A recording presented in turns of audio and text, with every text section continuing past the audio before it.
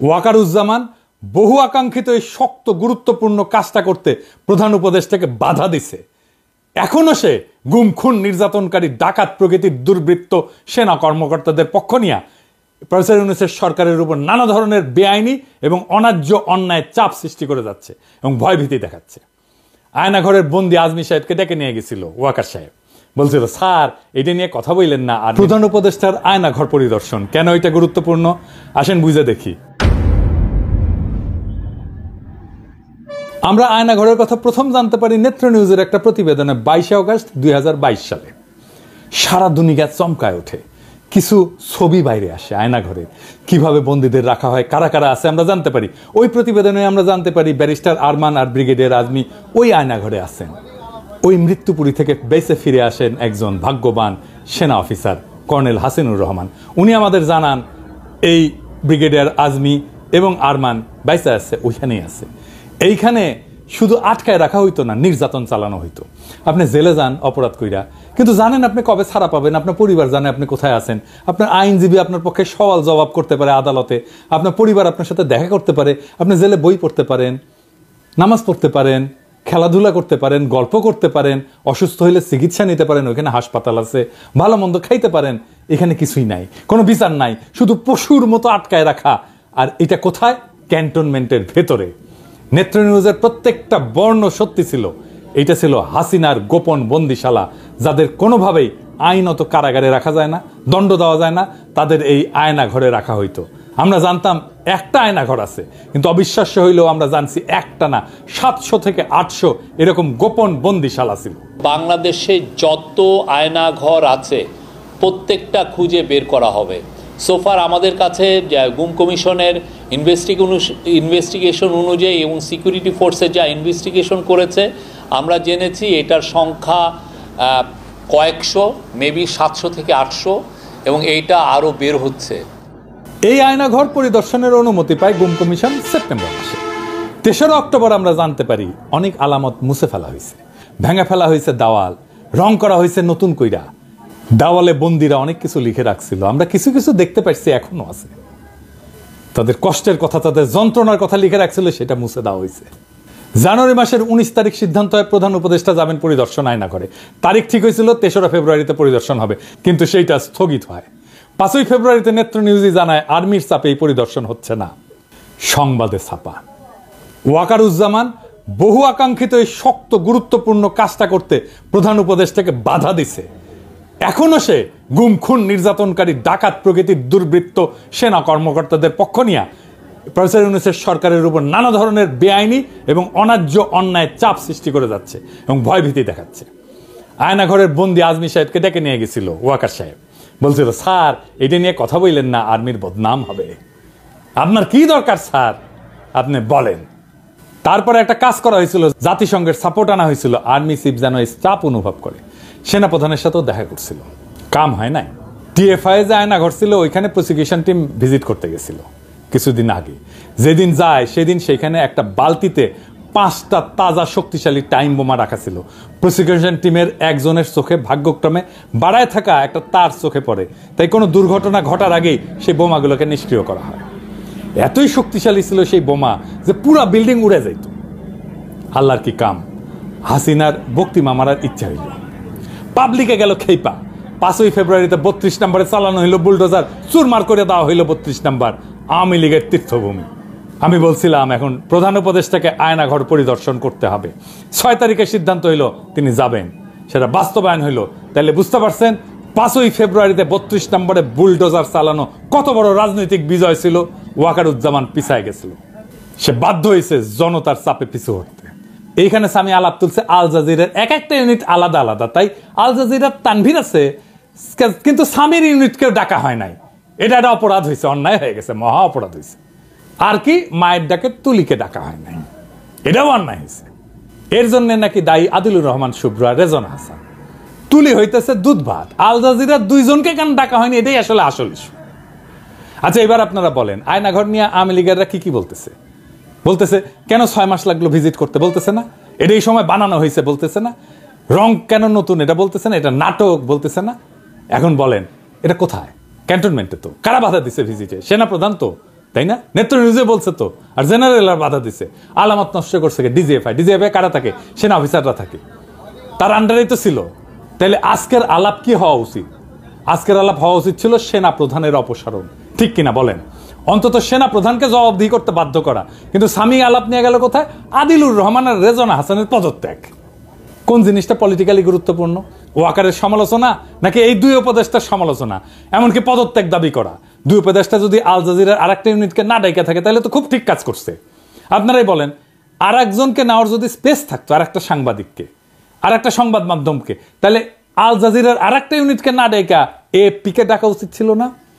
এই এএফপির internet connection use করে internet ছাড়া অবরুদ্ধ বাংলাদেশে গণহত্যার খবর সবাইকে জানাতে পারছে দেশের বাইরে সবাই। এএফপির কি ভূমিকা ছিল ফ্যাসি বিরোধী লড়াই সেটা সবাই জানে। তাহলে কার হক বেশি, এএফপির নাকি আল জাজিরা, যাদের একজন আছে তারপর আরেকজনকে নিতে হবে? ন্যায্য বলে তো একটা বিষয় আছে। তুলিকে নেওয়া হয় নাই কারণ আগে সিদ্ধান্ত হয়েছিল ভিকটিমকে নেওয়া হবে, ভিকটিমের ফ্যামিলি না। ভিকটিমের ফ্যামিলি না হলে তুলির নাম এক নম্বরে থাকতো। কিন্তু তুলি তো স্বামীর ইস্যু না, তুলির কথা আনছে তার নিজের দাবিটাকে স্ট্যাবলিশ করার জন্য। তুলি সম্পর্কে বলি, তুলি মায়ের ডাক সংগঠনকে নিয়ে এক অভাবনীয় প্রতিরোধ গড়ে তুলছিল হাসিনা রেজিমের বিরুদ্ধে। সেটা বাংলাদেশের ফ্যাসি বিরোধী লড়াইয়ের ইতিহাসে স্বর্ণাক্ষরে লেখা থাকবে। আমি তুলিকে প্রধান উপদেষ্টা বিশেষ সহকারী করার কথা বলছিলাম সেই অগাস্ট মাসে। আমার সেই প্রস্তাব এখনো আছে, তুলিকে বিশেষ সহকারী করতে হবে প্রফেসর ইউনূসের। তবে ইমিডিয়েটলি তুলিকে আইন মন্ত্রণালয়ের অধীনে যে হিউম্যান রাইটস কমিশন আছে তার কমিশনার নিয়োগ দেওয়া হোক। এটা ইমিডিয়েটলি 1 সপ্তাহের মধ্যে করা হোক। তুলিকে আমাদের দ্রুত কাজে লাগাইতে হবে, সে আমাদের সম্পদ এবং আমরা সবাই তুলিকে ভালোবাসি। আমি প্রয়োজনে প্রফেসর ইউনূসের সাথে কথা বলবো তুলিকে বিশেষ সহকারী করার জন্য। তবে হিউম্যান রাইটস কমিশনের কমিশনার হিসেবে কিছুদিন অভিজ্ঞতা সঞ্চয়ের পরে তাকে যেন বিশেষ সহকারী করা হয়। এইবার আসেন একটা গুরুত্বপূর্ণ বিষয় নিয়ে আলাপ করি। জাতিসংঘের ফ্যাক্ট ফাইন্ডিং কমিশন 1 জুলাই থেকে 15 আগস্ট পর্যন্ত যা যা ঘটছে তার একটা রিপোর্ট করছে। সেইখানে তারা বলছে হাসিনা সরকার গুরুতর মানবাধিকার লঙ্ঘন করছে।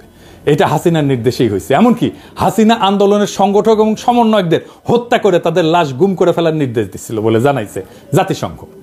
তবে এই রিপোর্টের 7 নম্বর পয়েন্টটা খুব গুরুত্বপূর্ণ। ইংরেজি যেহেতু কইছে তাহলে ঠিকই কইছে, কিন্তু আমি বাংলা করে কইতেছি। কইছে সেনাবাহিনীর দ্বৈত ভূমিকা।